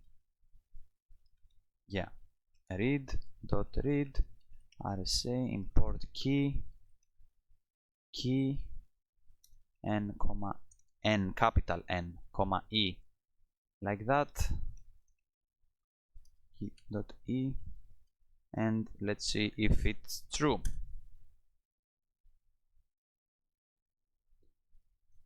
Let's import this. Okay, import RSA.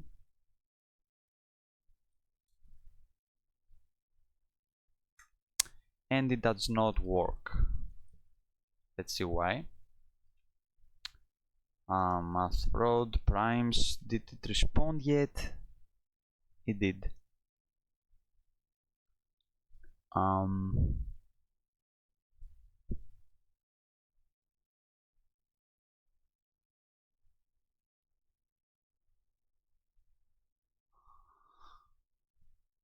What?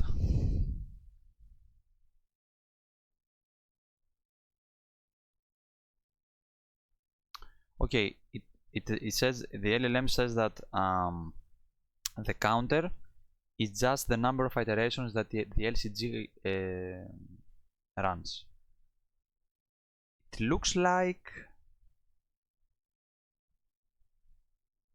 yeah.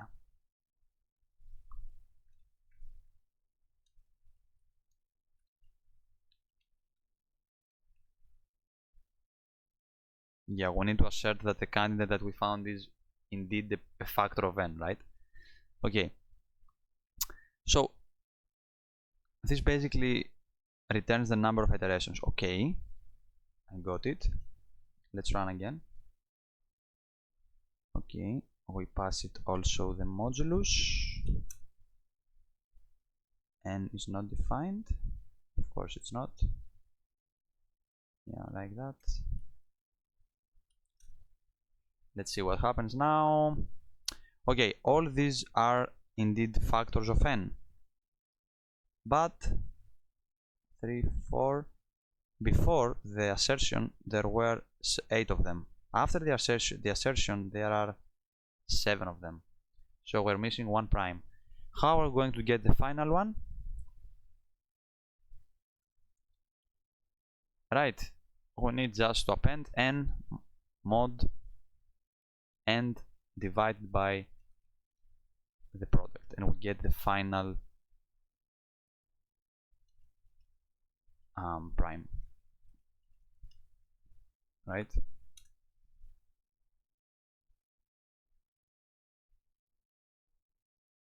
Does not work.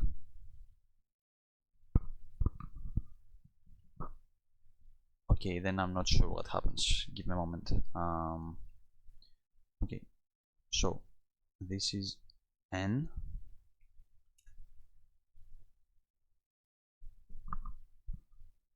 N mod candidate. Okay. So we do not want to assert. Okay, if n mod candidate equals 0, then we append it. Right? Okay, and we can see that we have 7 of them. Correct.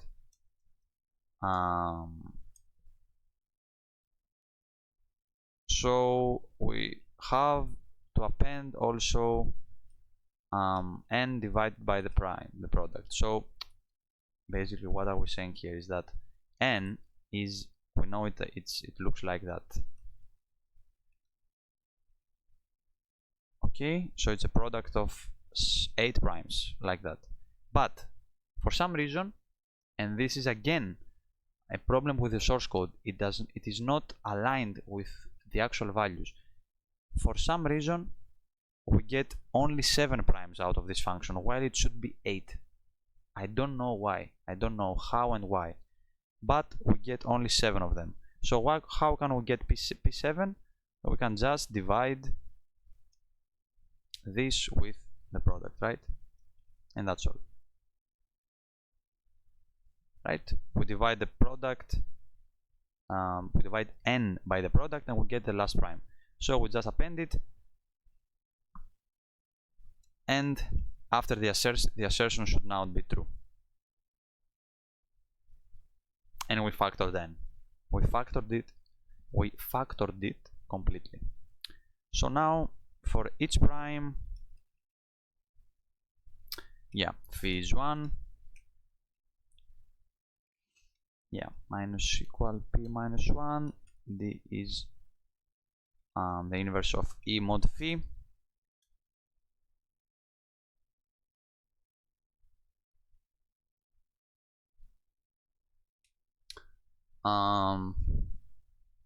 Yeah, RSA ciphertexts are the L minus 2 ciphertext and L minus 1 ciphertext,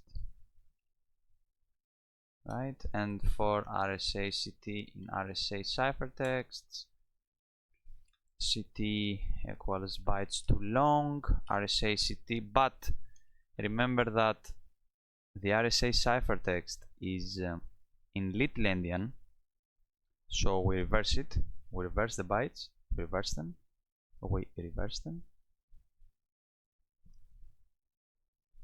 yeah, we need bytes from hex first, right? And we compute the plaintext, the message, po ct d n long to bytes, and we print the message. And are you ready? Error.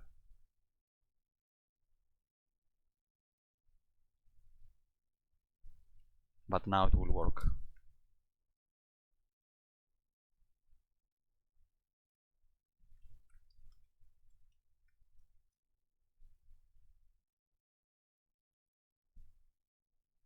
We got it.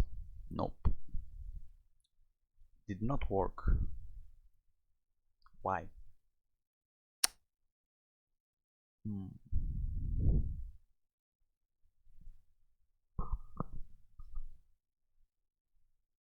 not sure why. We found the correct phi, right? Okay, n is the product of the primes. We take it.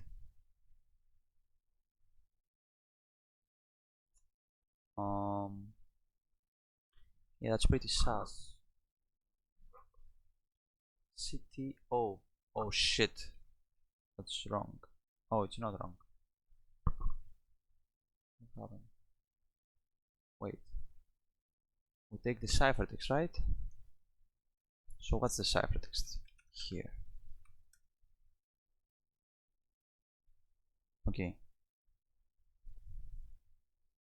What's the ciphertext? Let's convert to hex.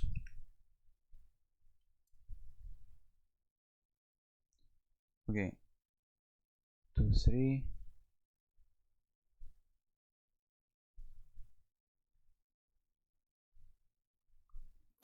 Yep. Bytes from hex. The heck?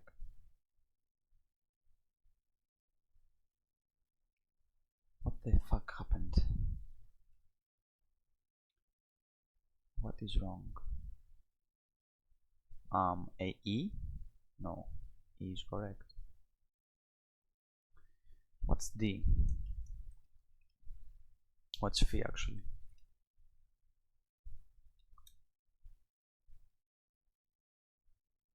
Yeah, phi is right. I'm fucking up something again. I don't know what. What's wrong? L strip. Right strip null bytes.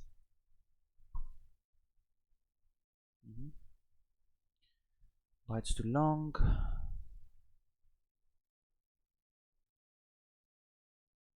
The fuck?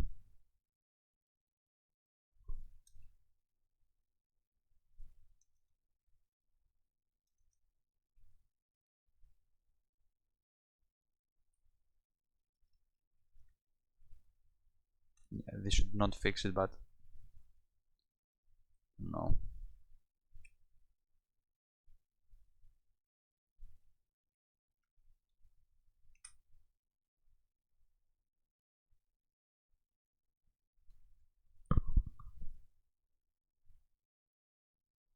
Oh no. What the fuck is wrong?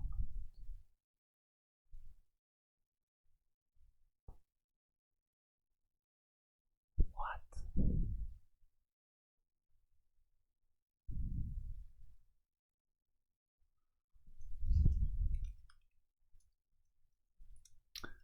Let's exit.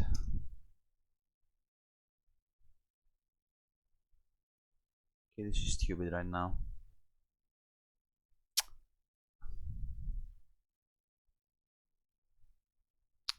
No. Okay, let's print this. Let's mute these messages to verbose. Okay, so it's this, right? And that. Okay. The inverse of E mod phi. Let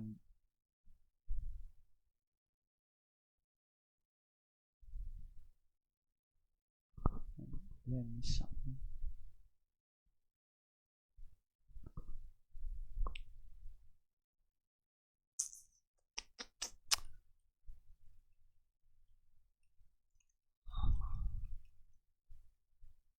This works, right? Oh shit, it does not. What? Wait, what's the length of the primes? Bit length, it should be 2048, right? Oh, it's much smaller. So yeah, it one prime is missing. If nmod candidate equals 0, then append candidate. And how many of them did we find? 1, 2, 3, 4, 5, 6, 7.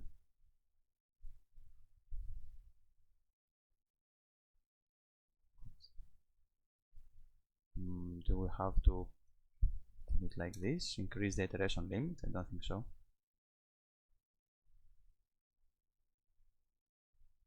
I don't think so. Yeah, no.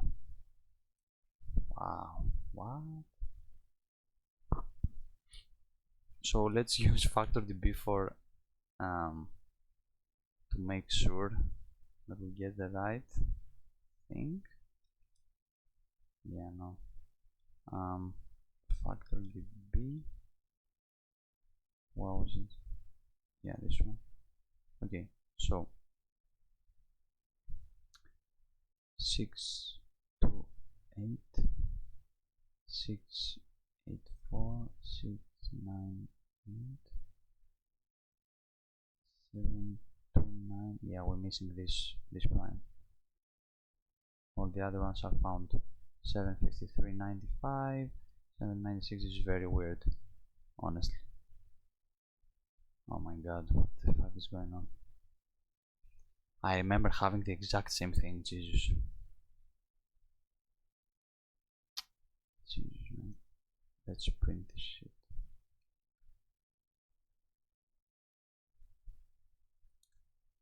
Let's print this up. Yeah, this is it. Oh, not N. N capital.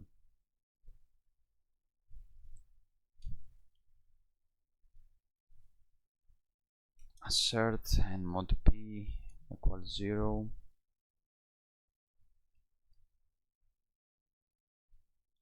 And is prime p.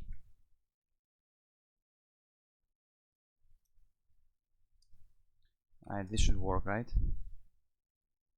Yeah. Okay. And p dot bit length.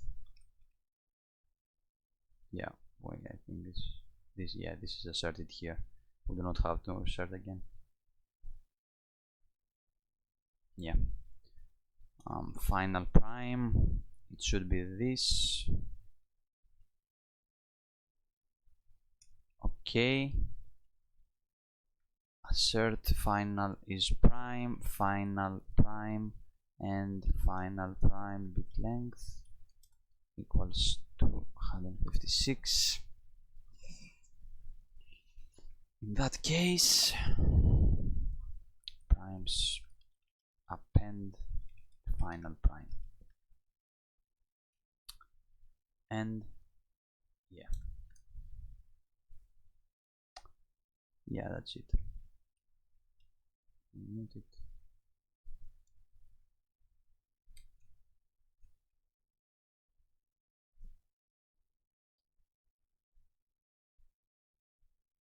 What's wrong? What the fuck is wrong? Don't know. Oh, conversation time? No, it's not part. No, it's not part of the RSA thing. Yeah.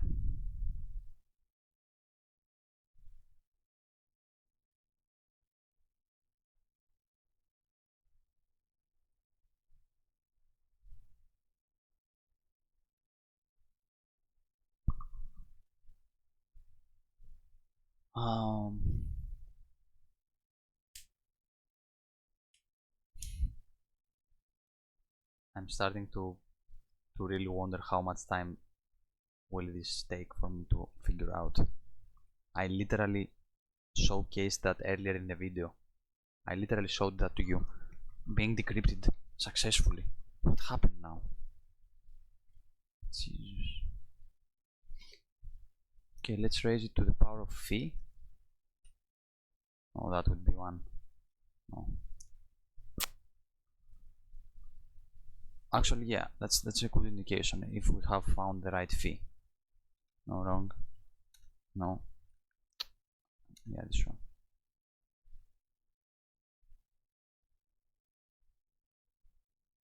What?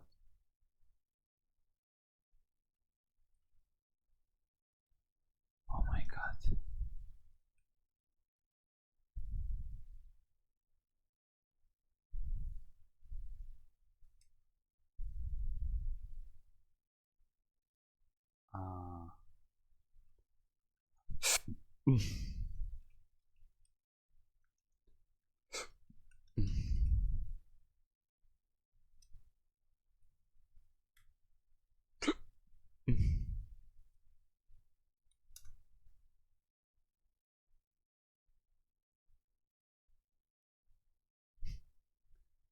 What? Oh my fucking n lowercase. It's fucking n. Jesus. Yeah, okay, it works now. So set it to the power of d and voila. The flag. This was it. Oh my god. Okay, all good. I'm still sane. Yeah. So this is the video. I'm gonna release the source code on GitHub. So I will upload this solver, but I will also provide one file. I will also provide a file to see how I interacted with the contract locally, with my own contract and my own account, testing account. But yeah, this is basically the idea. That involves no dependencies, no Web3 and C dependencies that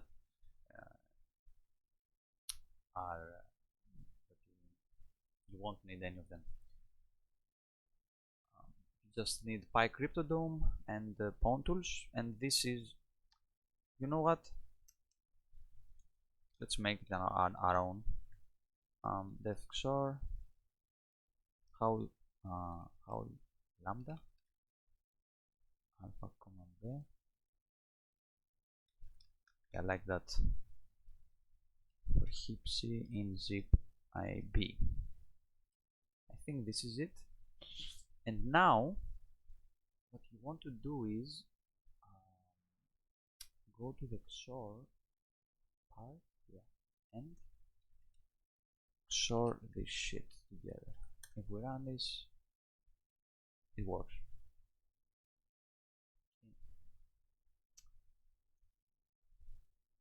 Where is the candidate message? Let's remove this, too annoying. Okay. Yeah. This is pretty much it.